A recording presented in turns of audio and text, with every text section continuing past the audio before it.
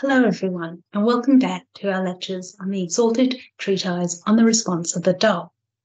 Today I'm delighted to share with you the final passage, the final lines of the section on misdeeds. Now it's been a very long section. We've covered so many different types of misdeeds.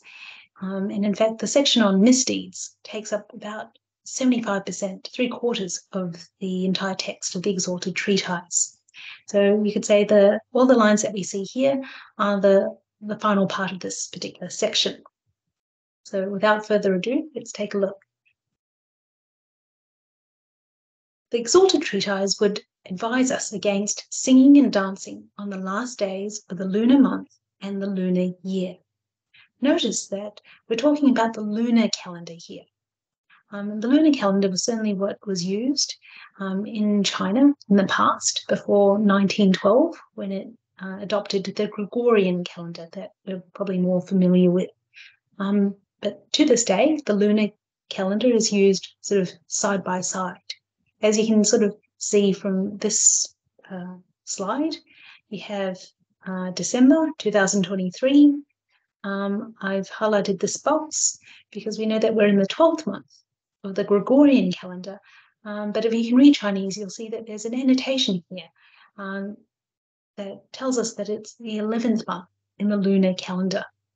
For many people, they know that the Lunar New Year, or sometimes it's called the Chinese New Year, is celebrated on different times of different years, and that's because the lunar calendar is based on the monthly cycles of the phases of the moon.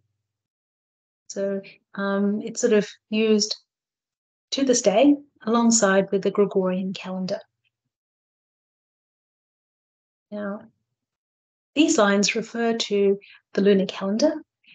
Why would it be a misdeed to sing and dance on the last days of the lunar month and the lunar year?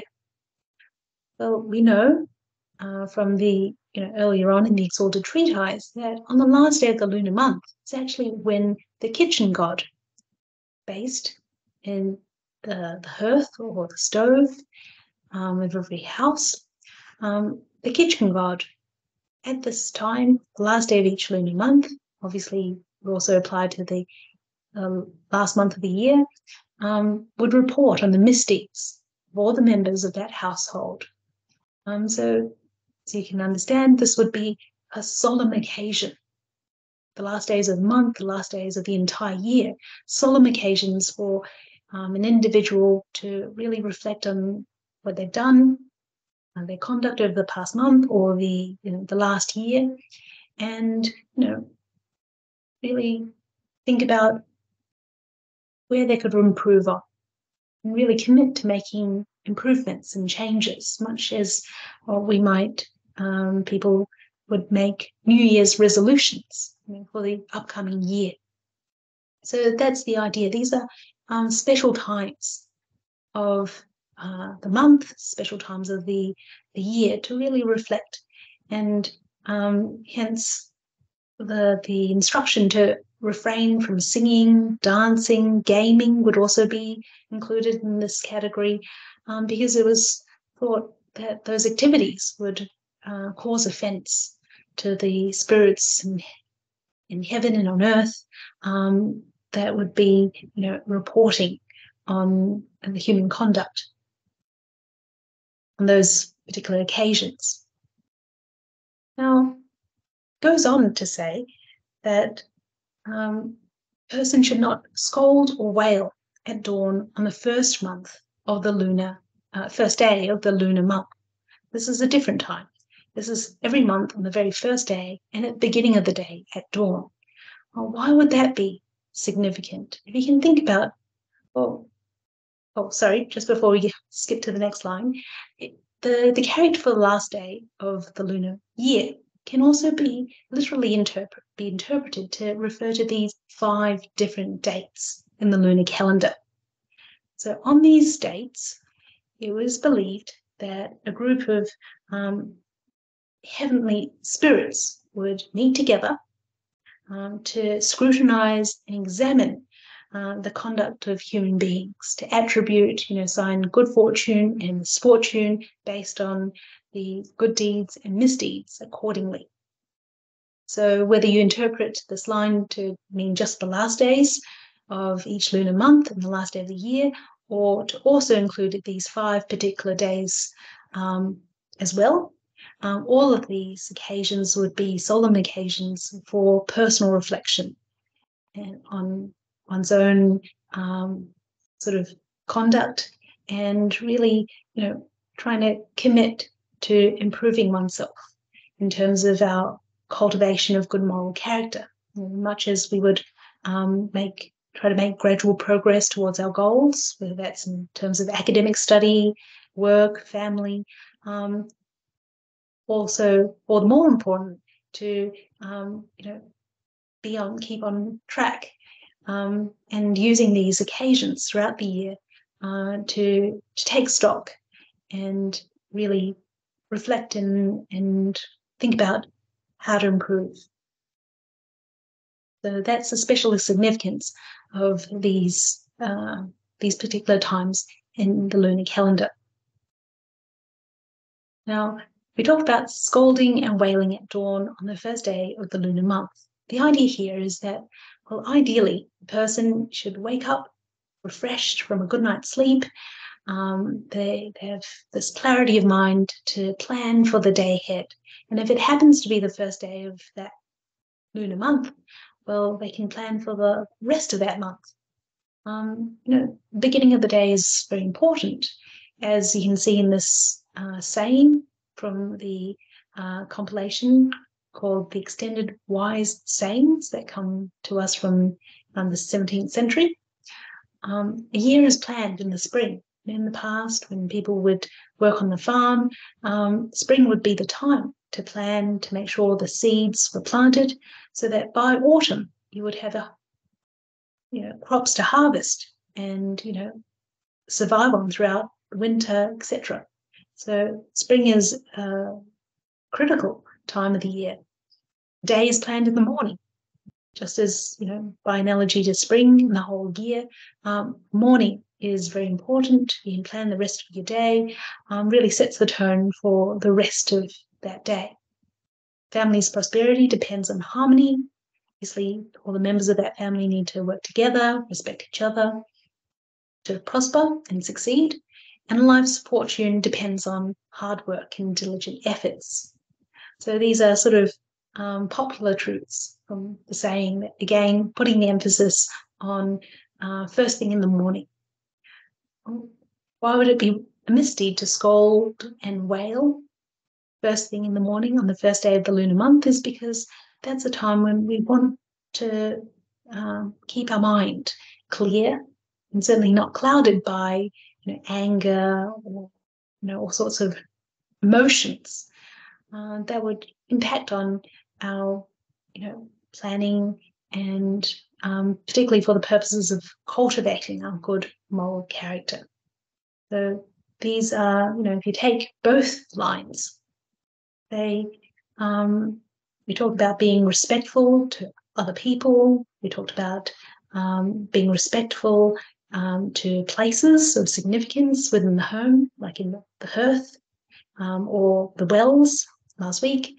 In here, it's very much drawing our attention to being reverent, respectful to certain times of the day, the month, the year, to really make the most of these occasions, and never a moment to be wasted in terms of our moral cultivation. Let's take a look at the next lines. The Exalted Treatise advises us not to blow one's nose, expectorate, which means to spit, or urinate facing the north. To understand this, obviously, first part relates to all sorts of bodily fluids from our nose, from our mouth, from our bladder. But why the north? Well, the northerly direction is attributed to special significance in the Taoist tradition. In fact, the north is where we find the North Pole, the North Star, you might know about, as well as the northern constellations that we've read about earlier on in the Exalted Treatise, where there are spirit lords of the north associated with the northern constellations. And certainly heavenly spirits also dwell in the northern constellations. Now, what exactly do we mean by the northern constellations? If you can see here, the North Star. Let's begin with the North Star, where that cross is. Well, if you have a look at the next image, these are all the stars that would be referred to in terms of the northern constellations. But if you look at this image here, it's actually a motion photograph that's meant to show all the stars in motion. But I'd like to draw your attention to the dot, sort of where the arrow is pointing to, you could say, the center of all these streaky lines. And that's actually where the arrow is pointing to the North Star that sort of sits at the center of this image. And it captures the movement of stars around the North Celestial Pole. So you have the North Pole, which is a geographical position on land. And if you extend from that point up into the sky, you have the North Celestial Pole. And directly above the North Pole is the North Star. So as the Earth rotates throughout the night, the stars appear to rotate across the sky. But the North Star is a little bit different because it's located so close to the celestial pole, the North Celestial Pole. It traces a very, very small circle over 24 hours. So you could say to the human eye, it stays in roughly the same position in the sky. And hence the North Star has been used, it's considered to be a reliable way of finding the direction of the north. Now, it's significant for two reasons. Because the North Star is so constant in its position, it's used to symbolize the unchanging, constant Tao, the sort of underlying reality of all things. That's one aspect. The other aspect is that the North Star itself is said to be the residence of the Heavenly Emperor. So the celestial residence of the Heavenly Emperor, also known as the Jade Emperor. And I have here an image of the Heavenly Emperor. It's the Taoist guardian of virtues. This image is a painting on silk, and it comes from the Boston Museum of Fine Arts. The Heavenly Emperor, or the Jade Emperor, is one of the highest deities in the Taoist tradition, and it's specifically responsible for examining the records of human conduct for the purpose of adding years of life or taking away years of life from human individuals based on the balance of their good deeds and misdeeds. So that's in relation to the North Star. It's the home of the Heavenly Emperor. Now, sort of above that, we see the Dipper constellation. This is fairly well known. It's a set of 7 stars, and an individual is said to be born under the guardianship of one of those 7 stars. That would be their birth star. And their health and longevity would be linked to the luminosity of their birth star.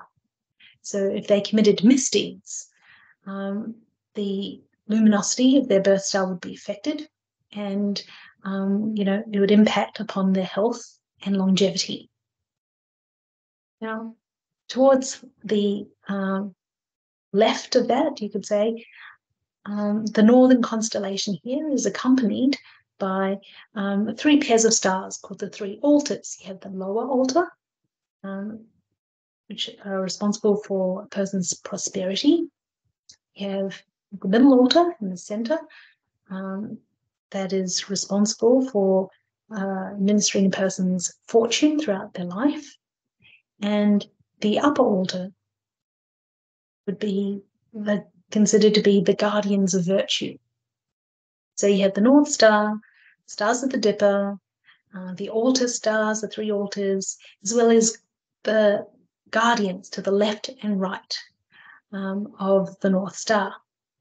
And together they sort of respond to human conduct by granting longevity or taking years away from individual lifespans according to the actions of the particular individual.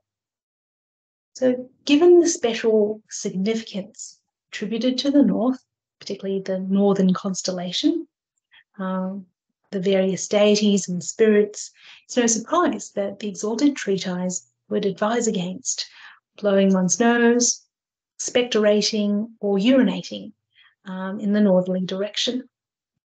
But it's not just something that we find in the Exalted Treatise. Generally, in terms of traditional etiquette, it was very much the case that person should not be retching, sneezing, blowing their nose, spitting when they're in the presence of family elders like their parents or their parents-in-law. And certainly we find in the Essentials of Daily Etiquette that was put together by Professor Li Bingnan in 1959 based on sort of ancient guidelines of ancient etiquette, we find very similar ideas. So in the section on dining together, there's specific instruction not to make loud noises with our throat and tongue while eating, taking care that saliva doesn't land on the common dishes that are shared. In a separate section in public, ensuring that a person turns away from others if they're coughing, and certainly not to spit their phlegm or saliva towards others. So I think we can all understand why it's important to keep control of our bodily fluids as part of respecting others and having harmonious interpersonal interactions. And that's added to the reverence of the northerly direction, we can understand why they're particularly listed as misdeeds in the Exalted Treatise. Look at the next line. The Exalted Treatise advises against singing, weeping at the hearth. Now, you might remember from last week, there was specific instruction not to step over wells and hearths to ensure that that area, where the cooking is done, hearth you can understand is the stove, is kept clean, tidy, clear, out of respect for obviously the kitchen god, but also the food being prepared into meals for people to consume. So obviously the hearth is where the kitchen god is based, and we've already mentioned about the kitchen god so far. But we know that when we're cooking in the kitchen, things can get fairly hot. We have hot liquids, bubbling, boiling soups, bubbling saucepans. Things can get hot in terms of items, surfaces, liquids, not to mention open flames. So things like tea towels, loose clothing, cloths, kitchen cloths could easily catch on fire. And it was very much this was very much a concern in the past. Without modern fire blankets or fire extinguishers or heat alarms, fire alarms, that sort of thing. Not being distracted while cooking at the stove was important for not, preventing damage to property, injury to persons. You only need to imagine, while you're busy cooking, it's important not to be distracted because, pets could wander in, children, etc. And it's a matter of safety. It's a matter of food hygiene in preparing the food, cooking the food, and obviously respect to the kitchen god based at the hearth. Some people might say, well, why can't I enjoy myself when I'm cooking in the kitchen? Surely singing, the idea is not to be distracted. So whether you're singing or weeping or doing anything else, there's a lot of hot items, boiling liquids, flames, etc. It's important, actually. The London Fire Brigade estimates that over 60%, around 60% of fires in the home start in the kitchen. So there's a practical element here in the instruction not to be distracted while working at the hearth or the stove. Okay, let's take a look at the next line. On the same theme of being in the kitchen, the Exalted Treatise reminds us not to light incense using hearth fire. So these are the flames from the kitchen stove. Why would it be wrong to light incense using hearth fire? Well, incense is used to provide a fragrant, respectful atmosphere. People use incense as part of their offerings to family ancestors, sacred deities, spirits. And so the idea is that, certainly in the Buddhist tradition, as we can read here, Venerable Orling, in her book In One Lifetime, Pure Land Buddhism, explains that incense symbolizes, in the Buddhist tradition, self-discipline and training to awaken a person's wisdom and compassion. And when the incense is lit, it's transformed from something hard and unyielding into the fragrance of the Dharma, the Buddha's teachings. Essentially the truth that teaches us how to end suffering and find lasting happiness. And elsewhere in the book, we find instructions on when lighting incense, you shouldn't blow on the incense, but to put out the flame by gently sort of fanning the incense with our own hands. And again, it's very much the idea of not contaminating the incense with our saliva, or using hearth fire, which might be contaminated by cooking oils, grease, and that sort of thing. So we don't want to be contaminating the incense that we're using as part of our offerings by our own sort of careless disregard. That's the idea behind not lighting incense using hearth fire. But it's paired with another line, a similar idea, not cooking food using dirty firewood. Well, obviously, when we're using dirty firewood, there could be toxic fumes that affects the person cooking the food, the people who will consume the food being cooked, in that sort of atmosphere, or anyone standing near the kitchen, not to mention the kitchen god based at that hearth. So it's a matter of food hygiene. And as you may have read in the news recently, there were several brick factories in Cambodia burning garment waste to try to save on fuel costs at those brick factories. And unfortunately, this led to the factory workers getting sick, because burning garment waste has been found to release substances toxic to human beings, and it could even cause cancer in human beings. Those toxic substances are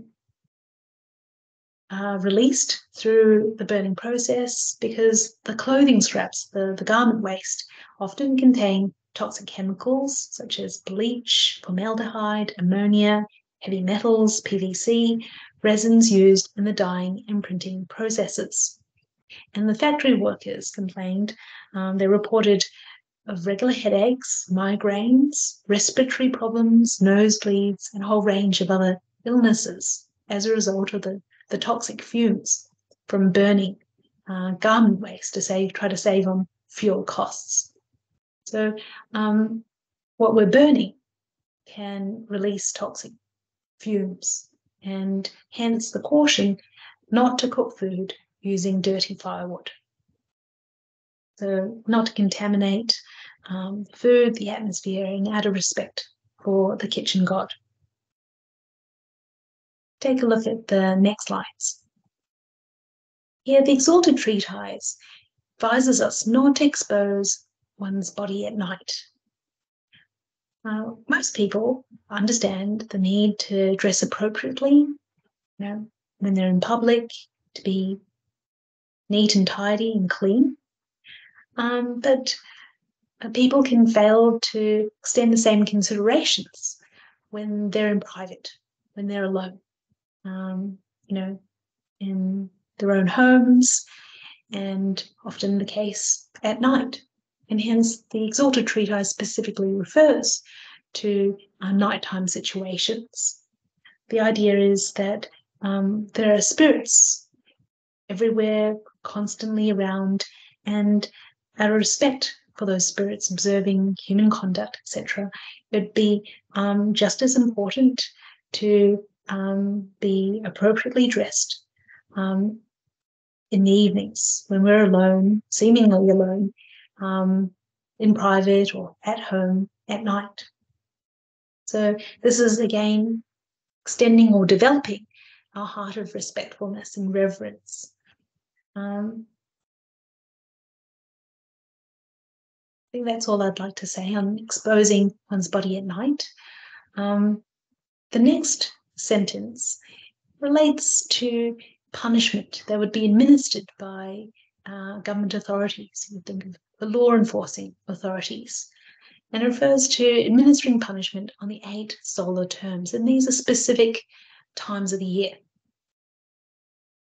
Now, I've put in this sort of slide to remind us that actually there are spirits above our heads, in our bodies, in our homes, sort of everywhere. And hence the need to be appropriately covered when we think we're alone. But in terms of the 8 solar terms, they refer to the start of the 4 seasons, so spring, summer, autumn, and winter. On top of those 4 dates, there is what's called the vernal equinox and the autumnal equinox. And these are 2 times of the year when the hours of daylight and darkness are equal. And then on top of that, you have the summer solstice and the winter solstice. Summer solstice is when the daylight hours are the longest, the day with the longest daylight hours in the whole year. And the winter solstice is when the daylight hours are the shortest. So on these 8 dates, it was thought that spirits would be among human society to check and audit their records of human conduct, good deeds and misdeeds. So, out of respect and honour for their distinguished presence, government officials, the government authorities would delay corporal punishment on grounds of compassion and benevolence to those convicted of sentences involving corporal punishment. So it could be executions or beating, whipping, that sort of punishment. Because, out of respect for the spirits among human society on those dates, but also on those dates with the spirits among us. The idea was very much for the government, the officials, to emphasize education. The point was not to punish, but to educate everyone and prevent criminal offences, prevent people breaking the law. And one way we might relate to this particular instruction is if we think of the holiday season, where people want to go out, and there is probably more sort of the public are educated about drink driving, the dangers of drink driving, driver fatigue, how seatbelts save lives, etc. And there's probably more speed checks, road patrols operated by the police. And the point is not to, for there to be more penalties doled out, but to ensure the safety and well-being for all road users in the community generally. So just as how the emphasis is on education rather than punishment, that's what's really underlying the idea of not administering punishment on the 8 solar terms, but using that time to try to do more to educate the community and the general public. So that's in relation to not exposing one's body at night and not administering punishment on the 8 solar terms. The next lines relate to a whole series of celestial phenomena, things that you would find in the sky. So the Exalted Treatise directs us not to spit at shooting stars, point at rainbows, always gesturing at the 3 luminaries, the sun, moon, and stars, or constantly staring at the sun and the moon. Well, why would these sorts of activities count as misdeeds? Well, as you would understand, all of these celestial objects or phenomena are sort of in the skies above us, and we would respect them as part of respecting the heavens, where the heavenly spirits dwell. But we start from the beginning. Shooting stars were considered to be omens of misfortune. So when a person happens to see a shooting star, they are supposed to reflect on themselves, to think about what they may have done wrong, what they need to change.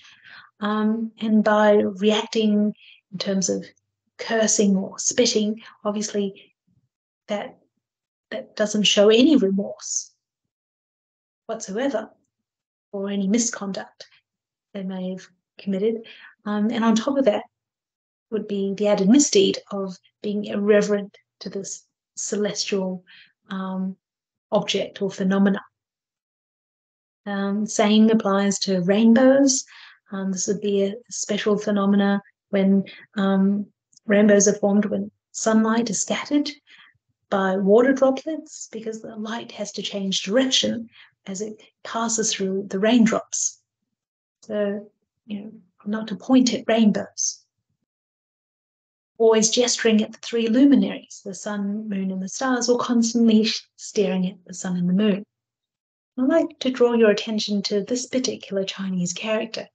It's pronounced in Chinese as shi, and it means to show, to reveal, or to guide. And the 3 luminaries, the sun, moon, and the stars, was very much a part of this character. The 2 horizontal lines at the top is the character for above. So you have one line above the other.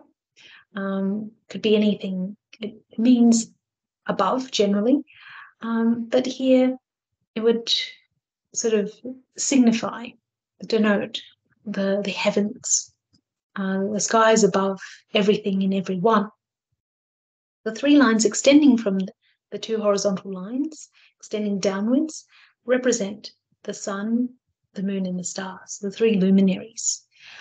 Because in the past, there would be government officials at court designated to monitor, to observe the skies for abnormalities in the movements, patterns of celestial objects like the sun, the moon, and the stars, because it was considered that those sorts of abnormalities, it could be solar eclipses, lunar eclipses, for example, shooting stars, were indicators from heaven, signs from heaven to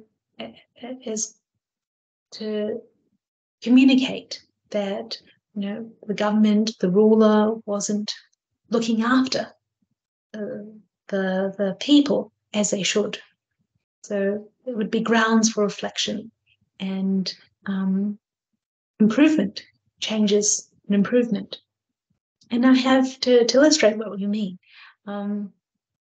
In the Annals of Lu Buwei, we find a historical account relating to Lord Jing of the state of Song, and he was the ruler of that state in the 4th century before the Common Era. It's recorded in a sort of compilation called the Annals of Lu Buwei. It was put together in the year 239 before the Common Era, so over 2,200 years ago.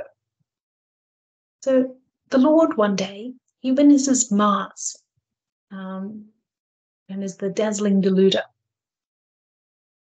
moving in a particular constellation. And he was worried about what that might mean. So he consults Prince Wei, a member of the ruling elite, an advisor on this occasion, as to what it might mean.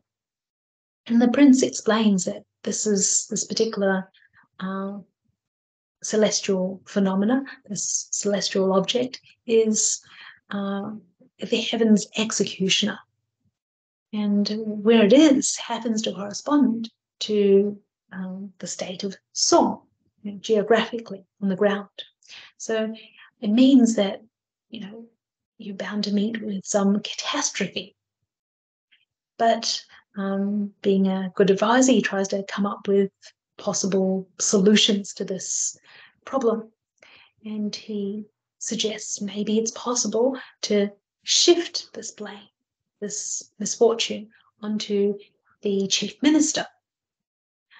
But the Lord won't have a bar of it. He says, the intendant minister, the chief minister, is whom I've entrusted the governing of the state. That's the person I rely on to help me govern the state. If by shifting the blame I bring about his death, well, that would be misfortunate indeed. So he rejects this particular idea. But the prince, as any good advisor, comes up with further ideas. So he suggests, well, why don't you try to spread the blame, shift it onto the people? But the Lord again refuses. He says, if the people die, how would, he calls himself the unworthy one, person unworthy to be the ruler. It's as a sign of humility. How would I be their Lord? I would prefer that I die alone. And the prince then suggests, well, how about shifting this misfortune onto the harvest instead? We don't want to harm human beings. How about shifting it onto the harvest? But the Lord replies that, well, if anything happens to the harvest, the people are going to starve to death. There'll be famine. I'm supposed to be looking after my people.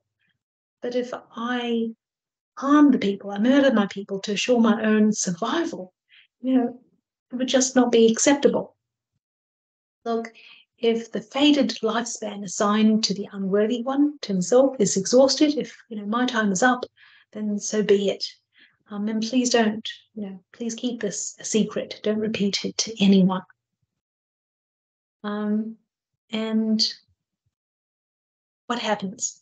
Well, the prince turns to take his leave, and then he faces north, which is where Lord Jing would be seated. It's the most honourable, most important position. And the prince bows twice and says, calls himself your servant, dares congratulate his lord. Although heaven occupies a lofty position above us, it listens to those down below. Your lordship has said 3 things of supreme virtue. So heaven is certain to reward your lordship 3 times. This very night, the dazzling deluder should move through 3 constellations, and my lord's lifetime should be extended by 21 years. Well, obviously, Lord Jing was very shocked to hear about this good news. How do you know all of this? Well, the prince replies, if you say 3 good things, you must be rewarded 3 times. The dazzling deluder must move through 3 lodges. Each constellation is composed of 7 stars, with each star corresponding to 1 year. So 3 times 7 is 21. And that's how I know that your lordship's life will be extended by 21 years. And he requests permission to observe these changes, and he's willing to bet his life that will be the case. And so the Lord grants permission for him to observe the night sky, and on that very night, the dazzling deluder did in fact move through 3 constellations. So you can see how, movements in the celestial objects were grounds for personal reflection, especially for the ruler who's responsible for, a community, a state, and how these things would mean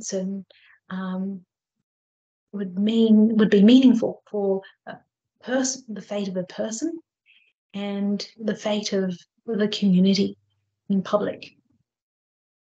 So hence, the celestial objects were certainly considered to be, it was important to be reverent and respectful to shooting stars, rainbows, sun, moon, and stars generally.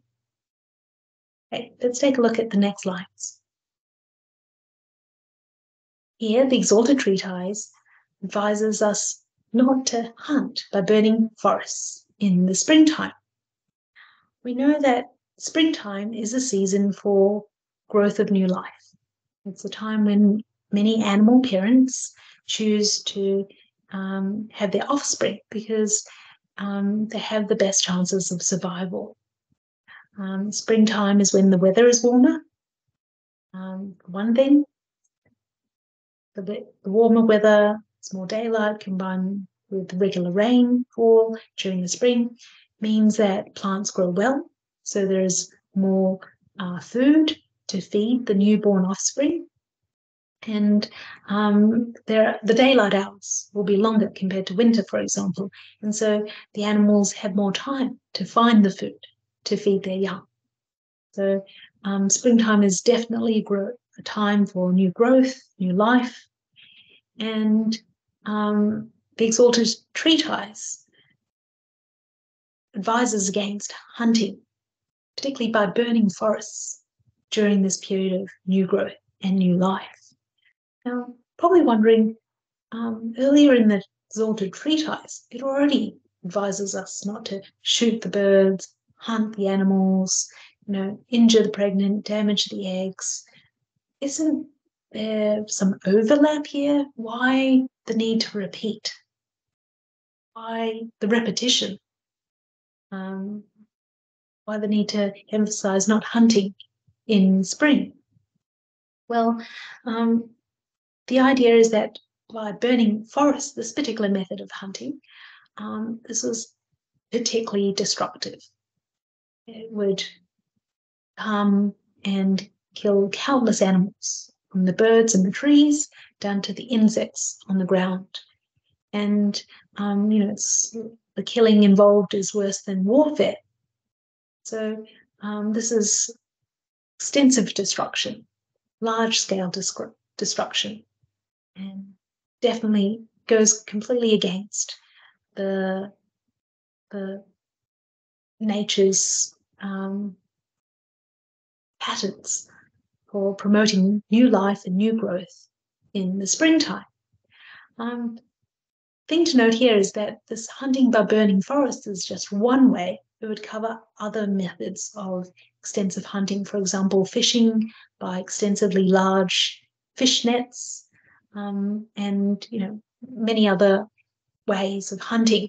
But the idea is not to cause extensive destruction of life, when in this particular season, when new life is being generated.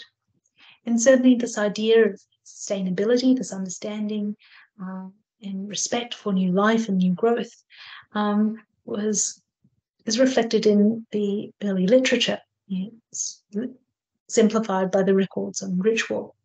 It comes to us about 2,000 years ago. And we find this particular passage that explains that the state ruler in the spring hunting will not surround a marshy thicket, so they'll leave, not completely surround the animals, but leave a way out for them. Nor will the high officers, the close officials, try to ambush a whole herd or take young animals or eggs.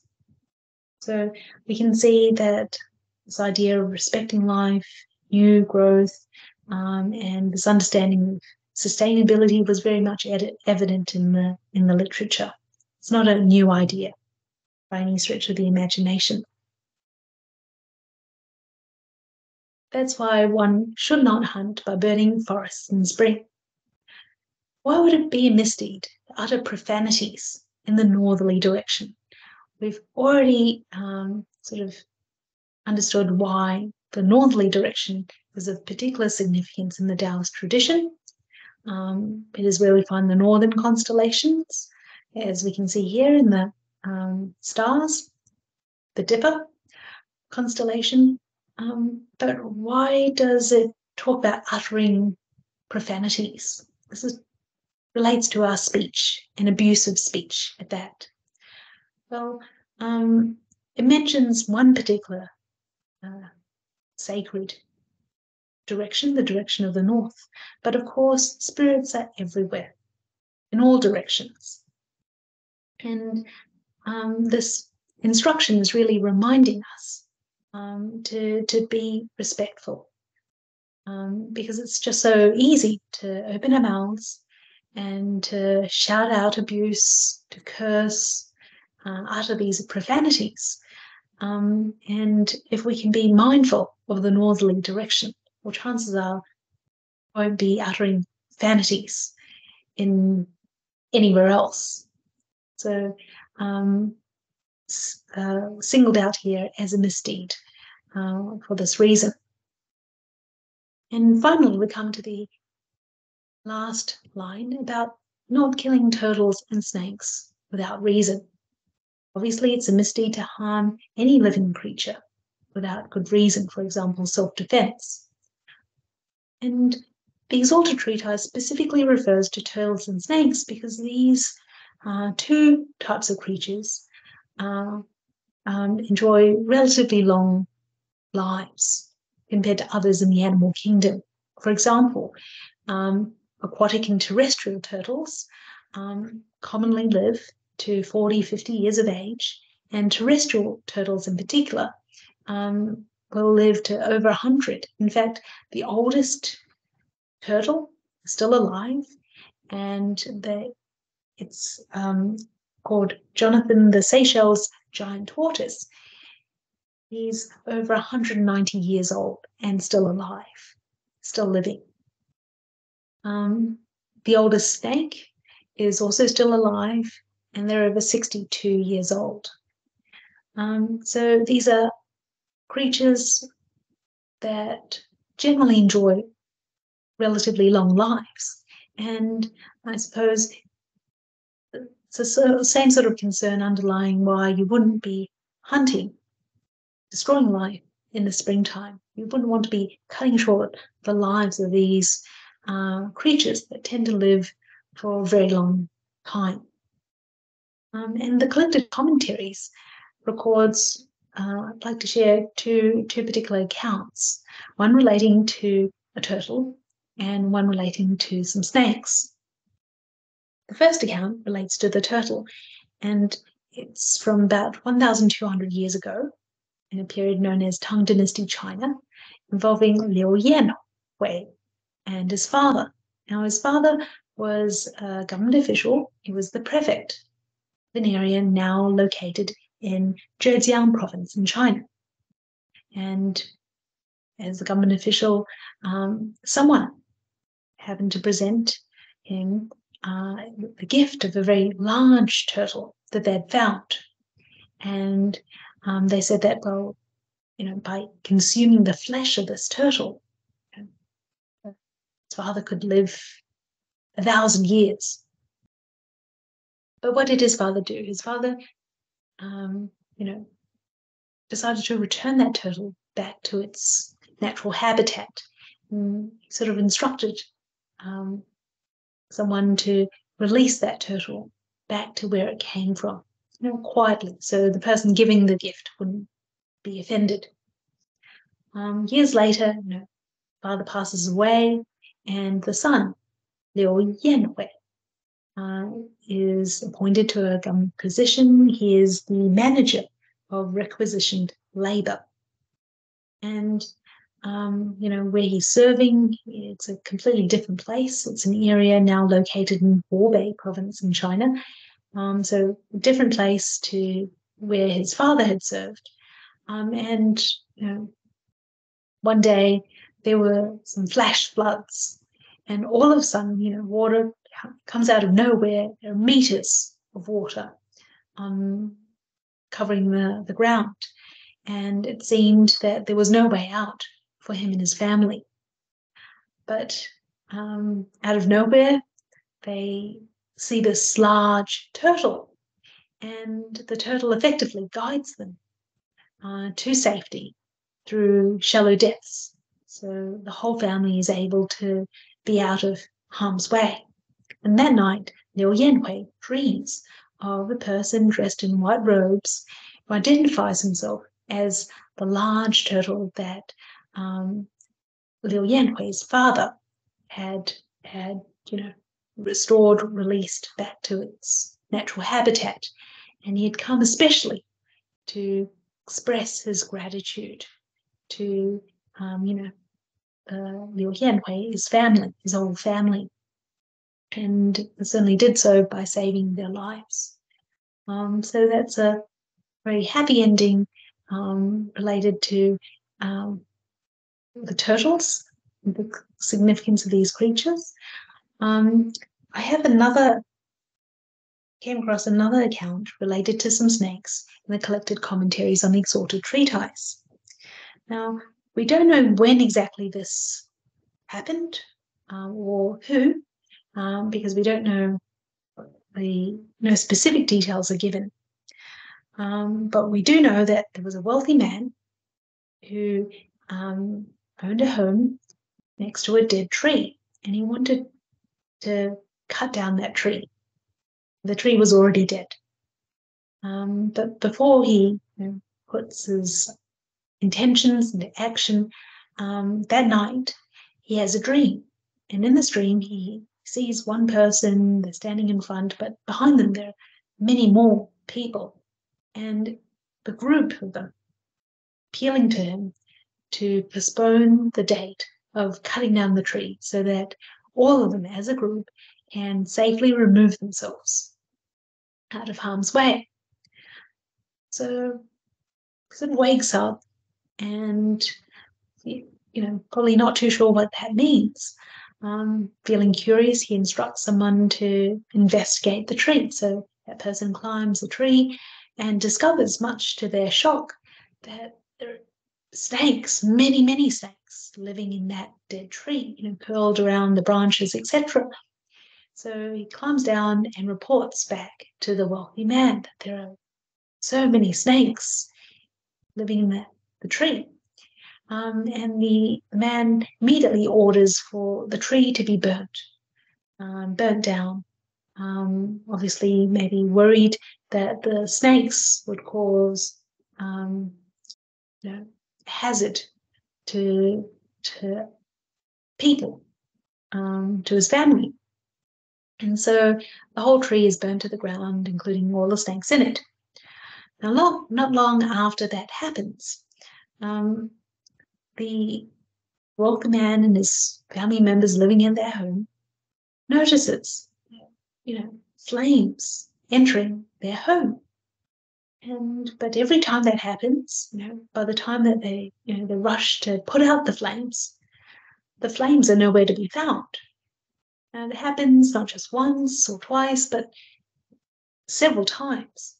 And, all the members of their family eventually just ignore it, because every time, by the time they get the water or whatever to put out the flames, they can't find any flames.